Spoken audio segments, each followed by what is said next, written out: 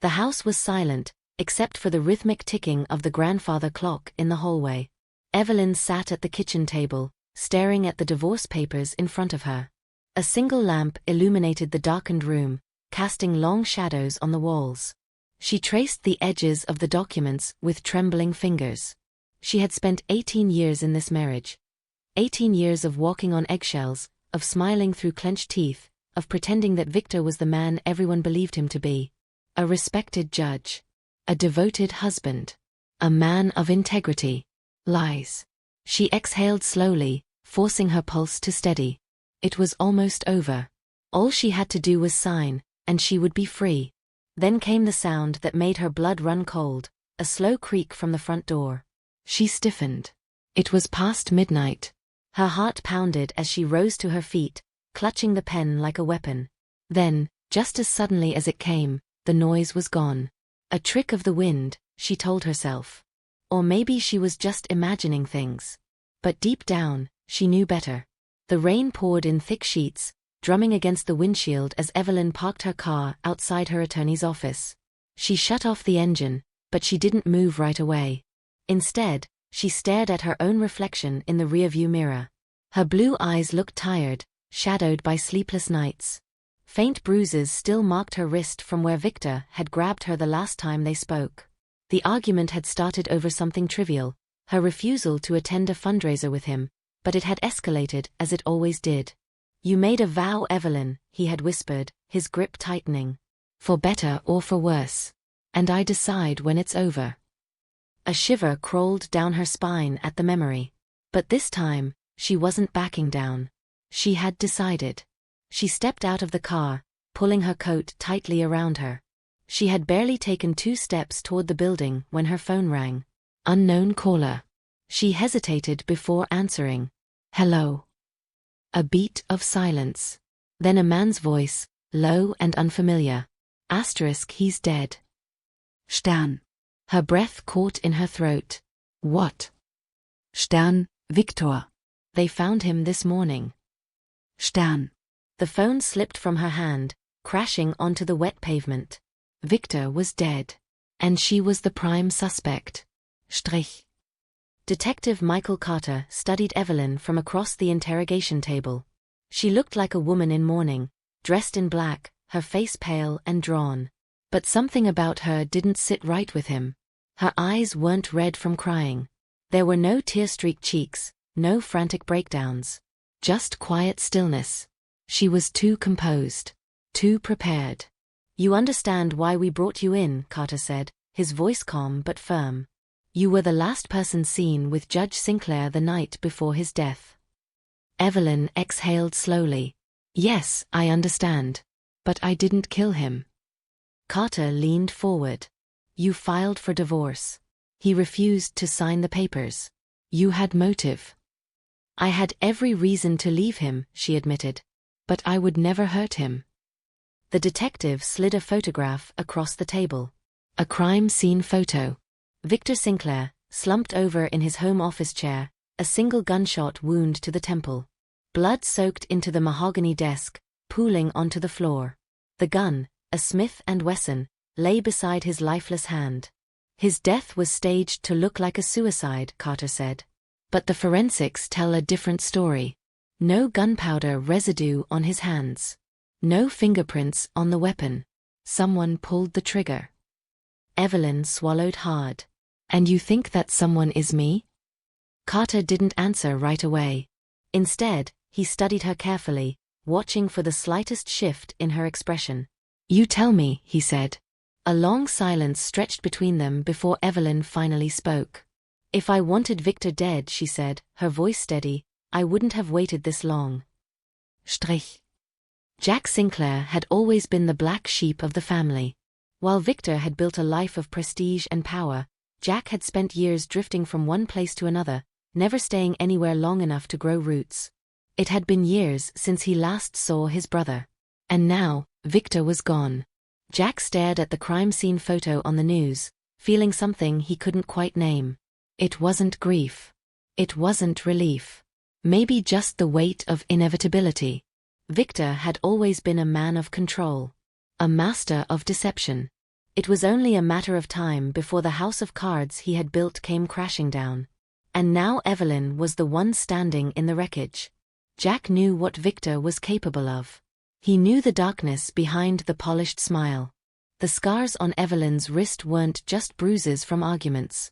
They were proof of a war she had been fighting for years. And now, the world was finally seeing the truth. Jack reached for his jacket. He had stayed away from the Sinclair family for too long. It was time to go back. It was time to uncover the truth. Even if it destroyed everything. Strich. Jack Sinclair stepped through the rain-slicked streets of Boston, his boots splashing against the pavement. He hadn't set foot in this city in nearly a decade, not since Victor made it clear that there was no place for him in the Sinclair legacy. He had never wanted to be part of it, anyway. Still, something about this moment felt inevitable. His brother was dead.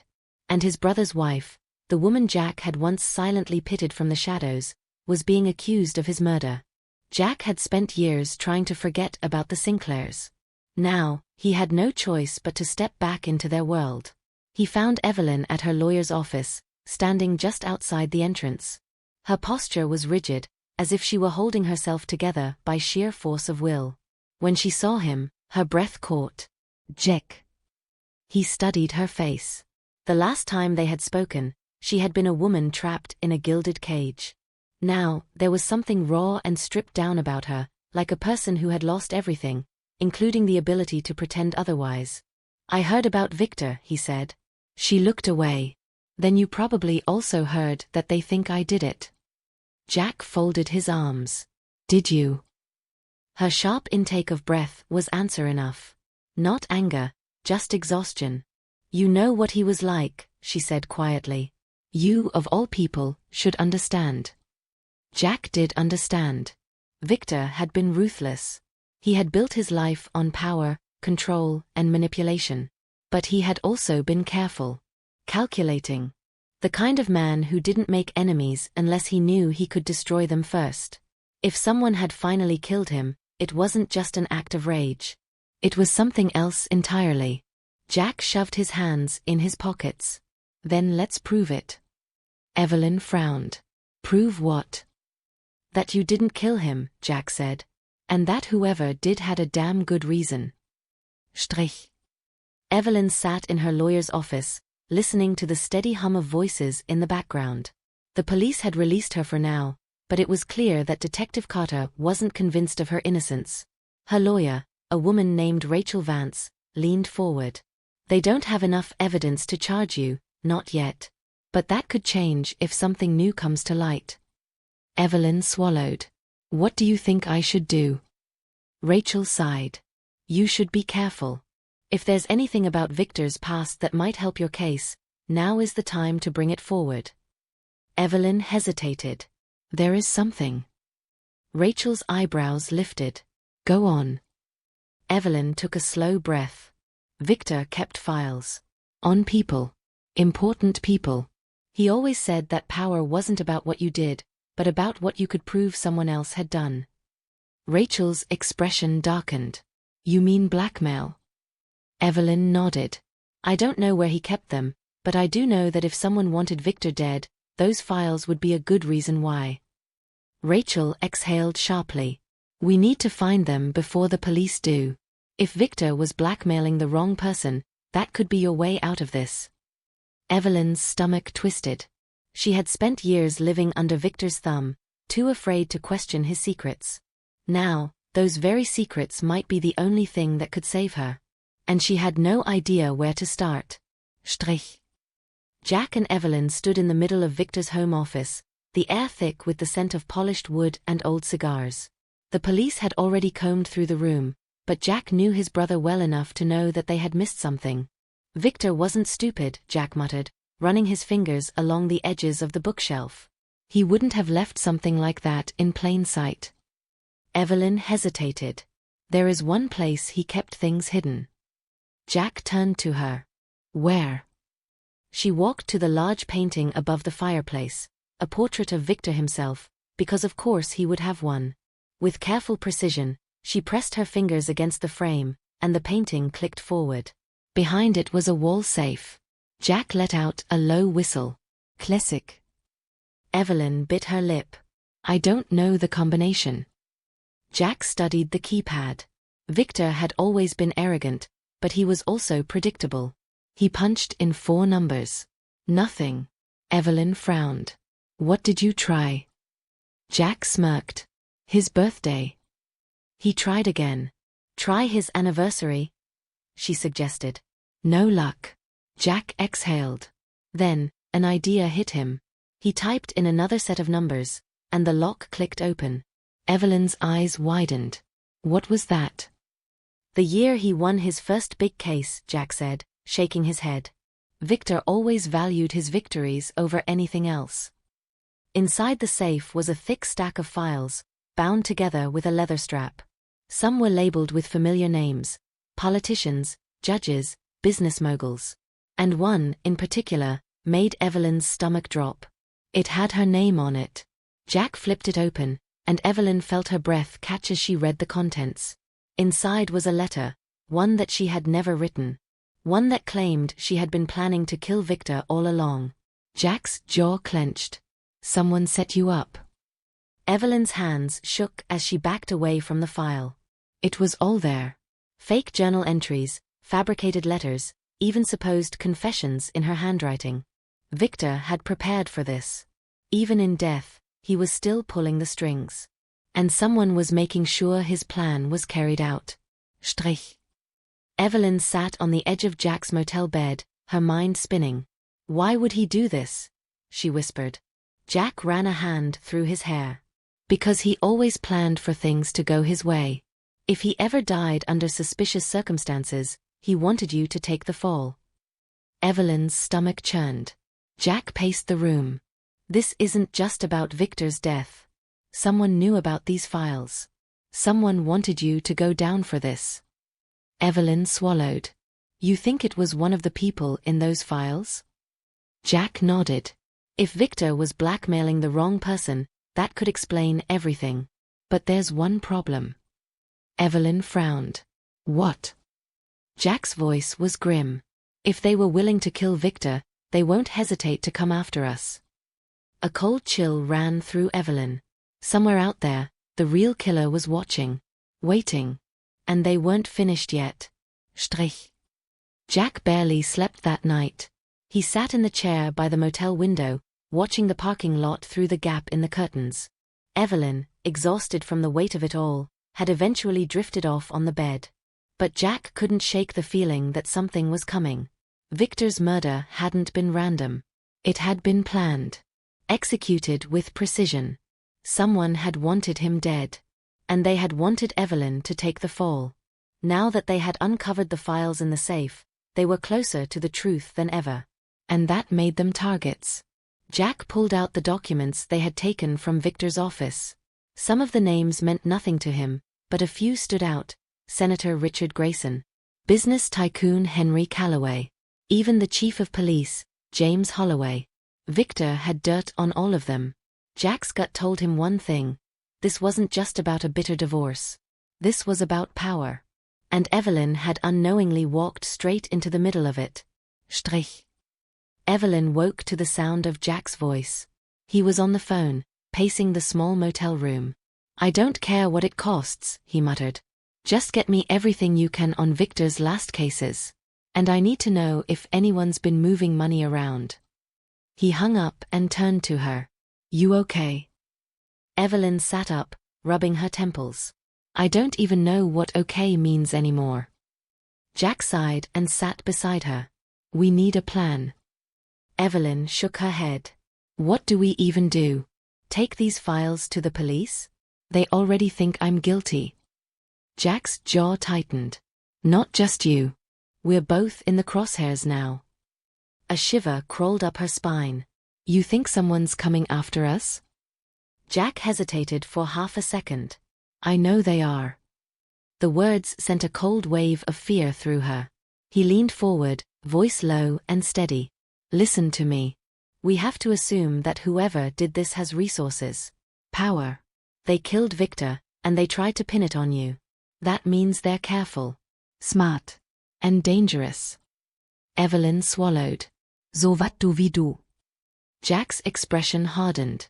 We stop running. We find them first. Strich. They started with the files. Jack spread them across the motel table, scanning the names, searching for connections. It wasn't long before something stood out. Evelyn pointed to one of the files. Henry Calloway. Jack raised an eyebrow. The real estate mogul? Evelyn nodded. Victor always talked about him. Said he was one mistake away from losing everything. Jack frowned. And Victor had proof? Evelyn hesitated. I think so. Victor mentioned something about land fraud, but I never paid much attention. Jack leaned back. If Victor had leverage on Calloway, that might have been enough to get him killed. Evelyn's stomach turned. Do you think Calloway set me up? Jack considered it. If Calloway had something to lose, it makes sense. Victor was a man who collected secrets. He was also a man who made enemies. Evelyn bit her lip. Then we need to find out exactly what Victor had on him. Jack nodded. And we need to do it fast. But before they could move, Evelyn's phone buzzed. Unknown number. Her heart pounded. She hesitated, then answered. A deep, unfamiliar voice came through the line. You should have stayed quiet, Evelyn. The call cut off. Evelyn's hands shook as she lowered the phone. Jack's eyes darkened. It started. Strich. They left the motel before sunrise. Jack drove fast, weaving through the early morning traffic. Evelyn clenched her fists in her lap. Where are we going? To the one person who might actually give us answers, Jack said. Evelyn frowned. Who? Jack's knuckles tightened on the steering wheel. Detective Carter. Evelyn stiffened. Jack, he thinks I'm guilty. What makes you think he'll help us? Jack exhaled sharply. Because he wants the truth. And right now, we're the only ones who have it. They arrived at the precinct just as the city was waking up. Jack parked a few blocks away, just in case. Inside, the station buzzed with quiet activity. Carter was at his desk, flipping through case files. When he saw them, he tensed. You shouldn't be here, he muttered. Jack ignored him and dropped the files onto his desk. We need to talk. Carter's eyes flicked down to the papers, then back up to Jack. What the hell is this? Evidence, Jack said. The real reason Victor was killed. Carter hesitated. Then, slowly, he picked up the top file and flipped it open. His face darkened. Where did you get this? Evelyn's voice was quiet but steady. Victor kept them hidden. Someone killed him to bury the truth. Carter scanned the pages, his jaw tightening. This, he shook his head. This changes things. Jack leaned forward. So what happens now? Carter didn't answer right away. Then he looked at them, his expression grim. Now, he said. Now, we see who starts panicking. Strich. Carter moved fast. Within hours, he had begun making quiet inquiries. And within hours, someone had found out. By evening, Jack and Evelyn were back at the motel, sitting in tense silence. The files were locked in a safe place, but that didn't mean they were safe. Then, Evelyn's phone buzzed again. Another unknown number. She swallowed hard and answered. This time, the voice was calm. Smart. Controlled. You have something that doesn't belong to you. Evelyn's breath caught. Who is this? A low chuckle.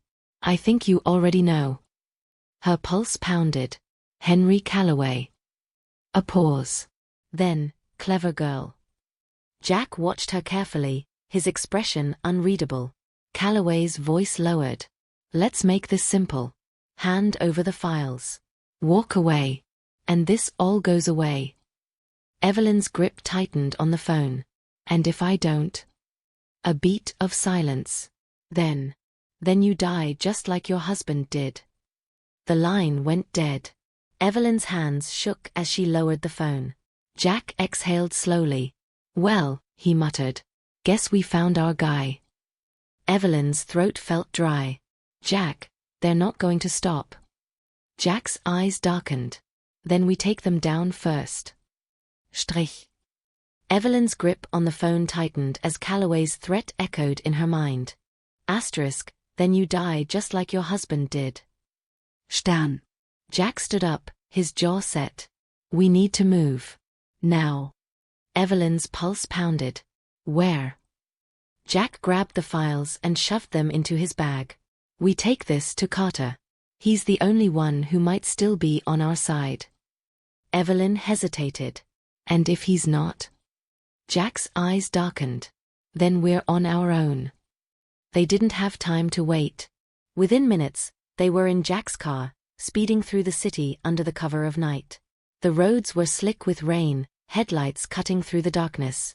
As they approached the police station, Evelyn's gut twisted.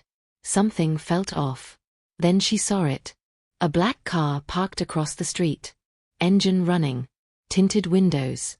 She barely had time to register it before Jack cursed under his breath. They're here. The car's headlights flashed once. A warning.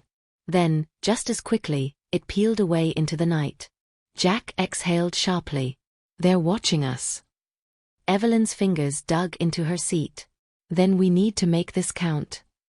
Strich. Detective Carter's face was unreadable as he flipped through the files. This is big, he muttered, rubbing his temples. Real big. Jack crossed his arms. Big enough to kill 4. Carter exhaled. You're saying Calloway had Victor killed because of this? Evelyn's voice was quiet but firm. Yes. And now he's coming after us. Carter looked at them both, his eyes calculating.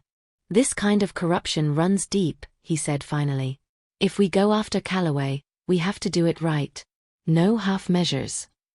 Jack leaned forward. So what's the plan? Carter hesitated, then picked up his phone. We set a trap. Strich. The meeting was set for midnight.